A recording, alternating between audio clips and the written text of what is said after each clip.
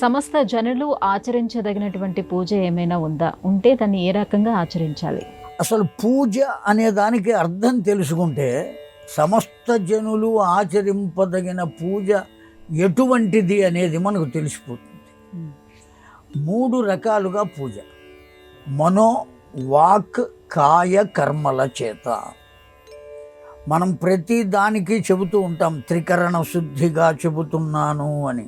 ఈ త్రికరణములు ఏమిటి అంటే మనస్సుతో చేసేది, వాక్కుతో చేసేటువంటిది, కర్మ ద్వారా చేసేటువంటిది, చేతల ద్వారా. ఈ చేతల ద్వారా చేసేటువంటిది అధమము అయినటువంటిది. వాక్కు ద్వారా చేసేటువంటి దాన్ని మధ్యస్థము అంటారు. మానసికమైనటువంటి ద్వారా చేసేటువంటి దాన్ని ఉత్తమోత్తమము అంటారు. ఉత్తమము కూడా కాదు, ఉత్తమోత్తమం. కనుక ఈ పూజ అనబడేటువంటి దానికి అర్థం ఏమిటయ్యా అంటే మనస్సును నిలబెట్టి ధ్యానము చేయుటయే పూజ.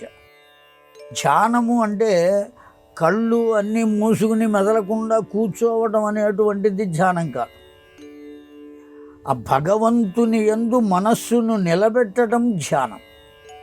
ఆ భగవంతుని యందు నిలబెట్టాలి అంటే ముందు ఏం కావాలి? వీడికి కొంతకాలం ఆ భగవంతుని పట్ల దృష్టి కలగాలి అంటే ముందు విగ్రహం ఉండాలి, దాని యందు మనస్సు నిలబెట్టాలి. ఆ తర్వాత అర్చనా విధానాన్ని చేతల ద్వారా చేయాలి. చెయ్యగా చెయ్యగా చెయ్యగా చెయ్యగా కొంతకాలానికి వాక్కు ద్వారానే చేస్తాడు, కర్మ మానేస్తాడు.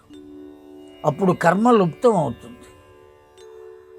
ఎప్పుడైతే కర్మ లోపించిందో వాక్కు ద్వారానే కేవలం కీర్తిస్తాడు. త్యాగరాజాదులందరూ చేసింది అదే పని.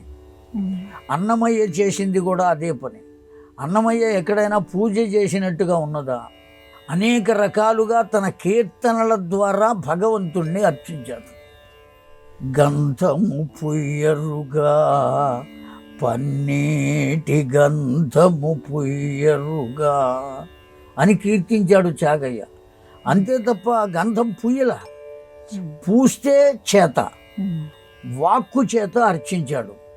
ఆ తరువాత ఆయన ఏ స్థాయికి చేరుకున్నాడు అంటే మానసికంగానే భగవంతుణ్ణి అర్చించడం. అప్పుడు మాట కూడా లుప్తమైపోతుంది. ఏతో వాచో నివర్తంతే అప్రాప్య మనసా సహా.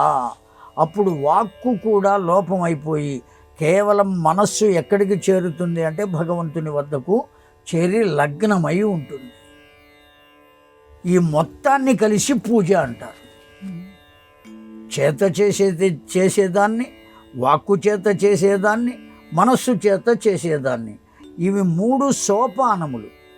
చేత చేసేదాని దగ్గరే మనం నిలబడిపోతే దానివల్ల ప్రయోజనం లేదు. పుణ్యం వస్తుంది, మోక్షం పొందే అవకాశం లేదు. వాక్కు చేత చేసేదాని వద్దనే కనుక ఉన్నట్లయితే అప్పుడు పుణ్యమే వస్తుంది, దానివల్ల ప్రయోజనం లేదు. మళ్ళీ భూమి మీద పుట్టవలసి వస్తుంది. క్షీణే పుణ్యే మర్త్యలోకం విశంతి అని చెబుతున్నది వేదం. ఆ కారణం చేత నీవు ఒక్కొక్క సోపానాన్ని దాటి మనస్సు దగ్గరకు వచ్చి ఆ మనస్సును భగవంతుని వద్ద నిలుపటమే పూజ. ఈ పూజ ప్రతి ఒక్క మనిషికి అవసరం, అవును కాదో మీకే అర్థమైపోతుంది. ప్రత్యేకించి మనం చెప్పవలసిన ఆవశ్యకత లేదు. ఈ పూజా విధానం అనేటువంటిది ఖచ్చితంగా ఈ వర్ణం ఆ వర్ణం అనేటువంటిది కాకుండా, ఈ జాతి ఆ జాతి అనేది కాకుండా ప్రతి ఒక్కరూ చేయవలసిందే, చేసి తీరవలసిందే.